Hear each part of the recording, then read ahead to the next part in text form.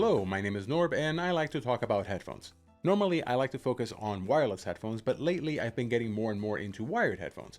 I've been looking for a portable DAC amp, and after a bit of research, I found myself debating between the iFi xDSD Gryphon and the Chord Mojo 2. I got the Gryphon used for about $540 including tax, and I got the Mojo 2 for about $630 new including tax, but I will be returning one of these because they're expensive, and they sort of both fill the same use case in my life.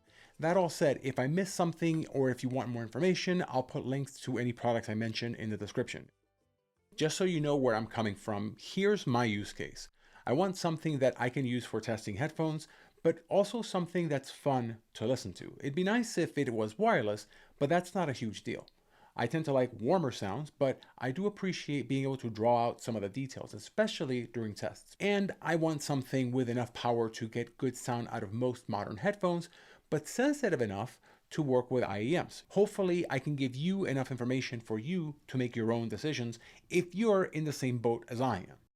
For my tests, I mostly focused on the Focal Clear and the HiFiMan Ananda, so one dynamic, one planar. I also tested with the Meze Empyrean Elite, which I'm reviewing for another video, so subscribe if you want to see that, and the Meze Alba, which I've already reviewed and which you can find a link for in the description. But I didn't A/B test with those because they were just too different. The Elite is a super high-end headphone that costs 4 times what either the Clear or the Ananda do, and the Meze Alba is an IEM, it's not an over-the-ear headphone. But just in case you're interested, with the Elite, both the Mojo and the Gryphon sound great. That's already a relaxed sounding headphone, and the Gryphon made it sound very relaxed, while the Mojo 2 gave the sound a bit more of an edge, which I appreciated with the Elite. With the Meze Alba IEMs, again, both the Mojo 2 and the Gryphon did well. The Gryphon has an IEM setting which is supposed to eliminate any hiss for sensitive IEMs, but I didn't experience any issues with the Mojo 2, so that point was moot. The Gryphon sounded a little warmer and the Mojo sounded a bit more detailed, but I didn't feel either was significantly better than the other. And if you're starting to spot a pattern, that's because there is.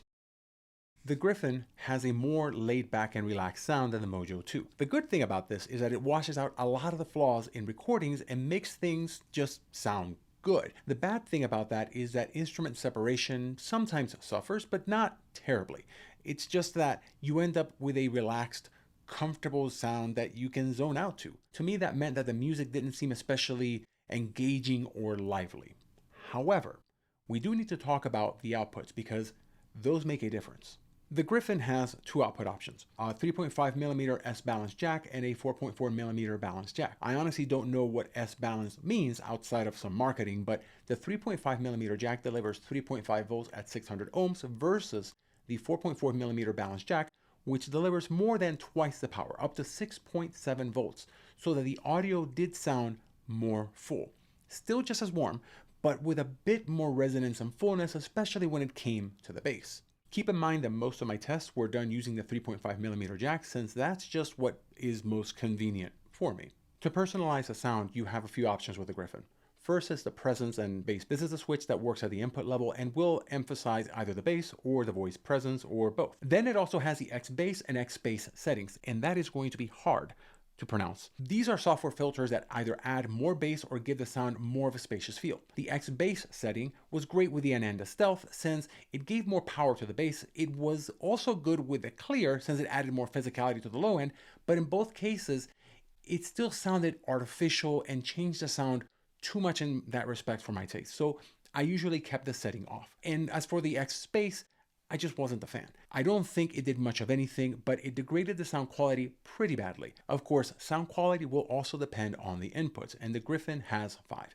USB-C, 3.5mm unbalanced, 4.4mm balance, SPDIF coaxial, and Bluetooth, which supports aptX, aptX HD, adaptive and low latency, LDAC, HWA, which I'd never heard of until this comparison, AAC, and SBC. Moving on to the Mojo. That one gave me a more crisp and clear sound. Both were clear, mind you, but the Mojo was just crisper and tighter. The good thing about that is that it's more engaging, great detail and clarity, as well as better overall harmonics, which means that voices tended to sound more natural and live rather than recorded. The bad thing about this is that it will sometimes reveal too much, and I keep hearing distortion in some of my favorite recordings, stuff that I'd never heard until I used the Mojo 2. This was especially true with the Focal Clear. Despite this, The sound was full and resonant and precise with everything that I put it through, and the biggest differences I would say were the instrument separation and details because it delivered a more analytic, extremely accurate, and clinical sound. The soundstage also felt wider with the Mojo 2 than with the Gryphon. Now the Mojo doesn't have a balanced output, but it does have dual 3.5mm outputs, which is useful for people doing A/B testing or people who want to share their music with someone else, which is nice, #date night. Note that the Mojo 2 delivers 5.7 volts in each of its 3.5mm outputs. Unlike the Gryphon, the Mojo 2 actually has an equalizer of sorts. That's what these buttons are. And you can control the 20 Hz, 125 Hz, 3 kHz, and 20 kHz region. This works and sounds way better to me than either the X-Bass or X-Bass settings on the Gryphon. Full transparency, I love boosting the 125 Hz region because it makes the bass instruments in classical music sound very robust. So if you're a fan of classical, there you go. Now, the way that you do that on the Mojo 2 takes some getting used to. On the Gryphon, the menu is pretty easy to read. There's a button, you press it, and you just read the screen on the device. Super easy to use. The Mojo 2, on the other hand, has 4 little orb buttons that turn different colors and remind me more of a 60s science fiction movie than a modern UX design. And you're supposed to remember what each color means and what button does what. That wasn't actually all that hard. I got used to it in less than a day. I actually thought I'd end up hating this, and I don't. Mind you, I'd prefer a more standard interface, and I much prefer the screen on the Gryphon, which tells me what volume I'm at and what options I have turned on in my source and the bitrate of whatever I'm listening to, but the Mojo Sci-Fi Jelly Bean buttons aren't really all that bad. So as I said, the Mojo 2 has dual outputs, but for inputs, it has an optical input, a 3.5mm audio jack, micro USB input, and a USB-C input that looks like they tacked it on after forgetting that no one was using micro USB anymore. And they literally doubled down on the micro USB since the charging port is also micro USB. Fret not, because the Mojo 2 comes with a 3-inch USB-A to micro USB cable, and therefore you are saved. You can also use that for sound. All this teasing aside, yes, you will definitely need to buy the charger and the cables that you actually want to use if you want to use the Mojo 2. The Gryphon, on the other hand, comes with a USB-C to USB-C, USB-C to USB-A, and USB-C to Lightning cables, and it charges using USB-C, which should be standard on everything at this point. Speaking of charging, as for battery life, they both claim 8 hours and both have battery saving methods, with the Mojo also capping the battery charging at 80% to help preserve battery longevity.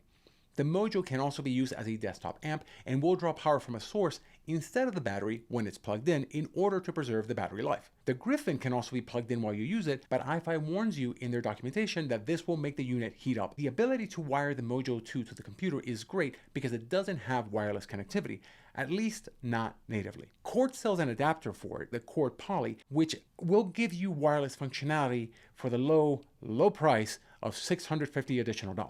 Now, I'll give you a second to scoff. Okay, now that you're done scoffing, you should probably know that it actually does more than just Bluetooth. It also does Apple AirPlay and Wi-Fi, meaning it creates a wireless network with your source so that instead of using Bluetooth, you're actually able to stream lossless sound from your source to your headphones, which is, in theory, very nice. I haven't used it, so I can't speak to it, and I can't say whether the price is really justified. Having used the Bluetooth functionality of the Gryphon, after hearing the comparative differences between Bluetooth and wired, I never again wanted to use the iFi's Bluetooth feature, especially not with AAC. The convenience gained was just not worth the loss of quality to me.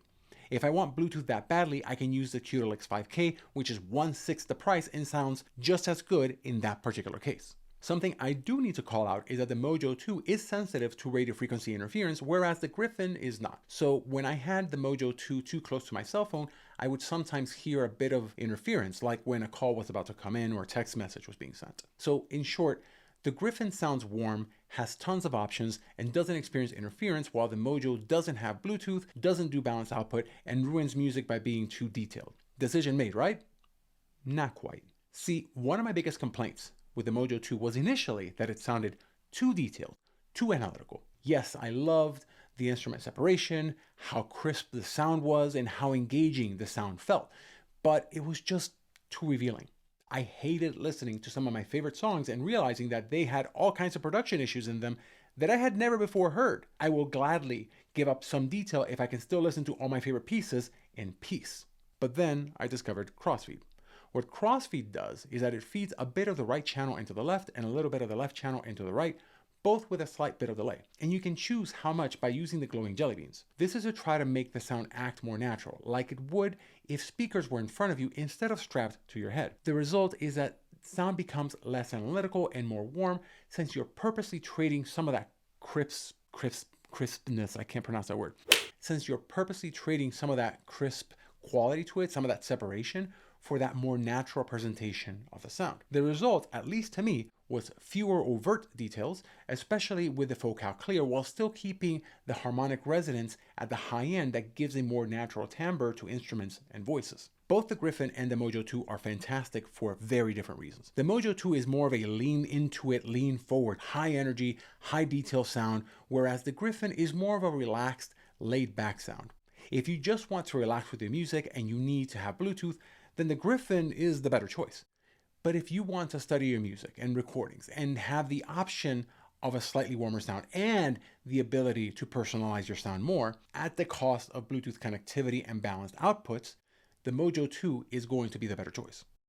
I will add that the Ananda Gryphon combination is excellent, and if I had just the Ananda, I'd save myself the $90 and just get the Gryphon. The Ananda Mojo combination sounds a little bit too clinical at times, a little bit too crisp, although I do love that instrument separation. As for the clear, combining it with the Mojo 2 can bring out both the best and the worst from both. Yeah, you get this great level of detail while still getting some comfortable warmth in the mids, because that's just what the clear does. And you will get a pretty good soundstage. But if you don't turn crossfeed on, and if there are any sort of production issues in your music, then you will probably hear them. If you're anything like me, that may ruin a perfectly good song. As for the clear Gryphon combination, it was just a little too warm for my tastes. I didn't like what it did to the higher end of the music, and I felt imaging wasn't quite as good. But it sure was relaxing, I will give it that. All of this said, while I almost went with the Gryphon, once I discovered crossfeed, that changed everything for me, and my choice was made, even with its flaws and missing features. So I guess the Gryphon is going back. I hope you find this useful. If you did, please remember to hit like and subscribe if you want more content like this. Take care.